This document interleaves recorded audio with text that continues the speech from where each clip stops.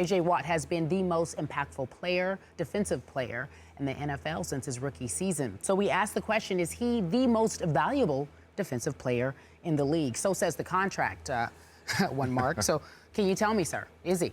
Absolutely. I mean, you look at J.J. Watt, you look at his production, 2012, 20.5 sacks. Last year, 10.5 sacks. Numbers were down a little bit, but he was double-teamed all the time. You look at his durability. He's been on the field. Yep. You look at his work ethic. I don't know if there's a work ethic in the NFL like J.J. Watt's. Incredible. I mean, he is a once-in-a-generation defensive lineman. And 25 years old. The best thing I like about J.J. Watt is the person. You hear all the right things. I read this quote a couple days ago, and I want to read it to you because it just jumped out at me. They're talking about, J.J. Watt, should you, what about a holdout? Would you ever consider it? This is what he said. I wouldn't want to hold out because that would cause me to miss time with my teammates, and right now, I want to practice. You don't hear that. I want to be out here with these young guys. I want to teach them the things I know. I want to better myself. I want to be a Houston Texan. I want to play football. I want to be the best I can because I can't do that by sitting on the couch. Skip, that just jumped out at me. I mean, you're looking at a player, the person, a guy that's only 25 years old that has his best football, I believe, ahead of him. I mean, when you think of the Houston Texans, there's not a running back or a quarterback that comes to your mind right away. It's J.J. Watt. And for that reason, well-deserved contract. He's earned this contract, and I believe his best football is ahead of him. I can't disagree with a single point you made, and he is worth every penny they just paid him. But our question was, is he the most valuable on the football field? Again, would I have locked him up for that? Yes, I would have.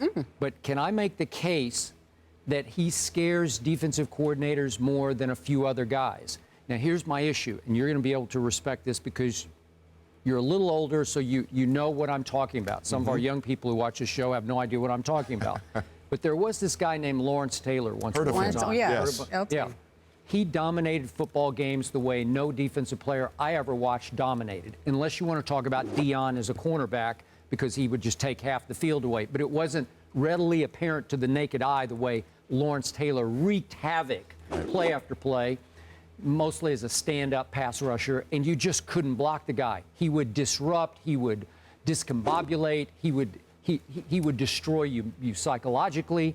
And I don't see one of those guys playing right now of that caliber. Then we had Reggie White in the interior as a pretty much of an unblockable force who could move around, play end or tackle. We had the various Mean Joe Greens, and then at linebacker Dick Butkus, Jack Lambert, obviously Ray Lewis is just retired a year ago. And then we had a Bruce Smith. And quick story, as I was covering the Dallas Cowboys in their breakthrough Super Bowl in the 90s when they beat Buffalo in a rout, the night before, I saw Norv Turner and sat down, actually had dinner with him the night before that Super Bowl, and he was the coordinator for that young Cowboy team. And he said, look, we will have 2 people on Bruce Smith every play tomorrow. And if we can't block him, we will lose this game, because they were afraid they couldn't block Bruce Smith.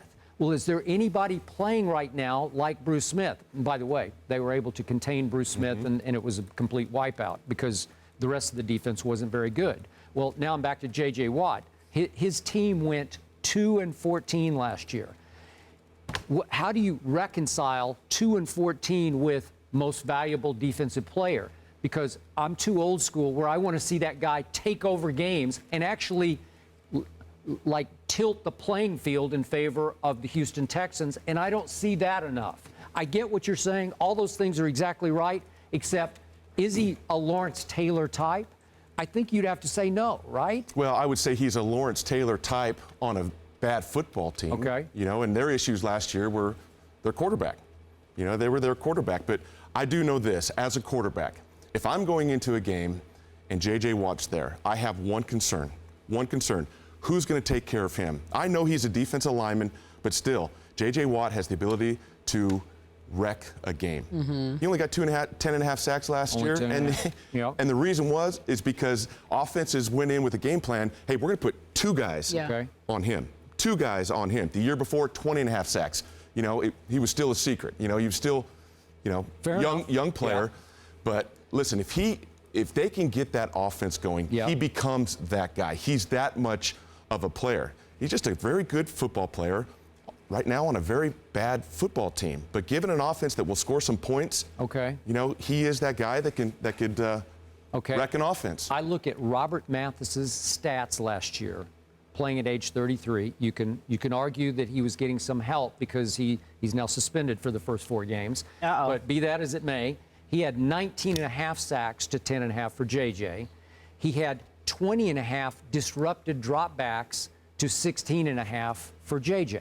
So Robert Mathis was wreaking some havoc last year as a very pure pass rushing defensive end. Does he tackle ball carriers quite the way that JJ? Because JJ can do both. He can be stout against the run, and he can disrupt the passing game, a lot of times just by getting up in the air, right? If you have an offense, your offense is scoring points, Skip, okay? If your offense is scoring points, the other team has to score points without a doubt, which many times if you're leading, that other team, they have to throw the ball.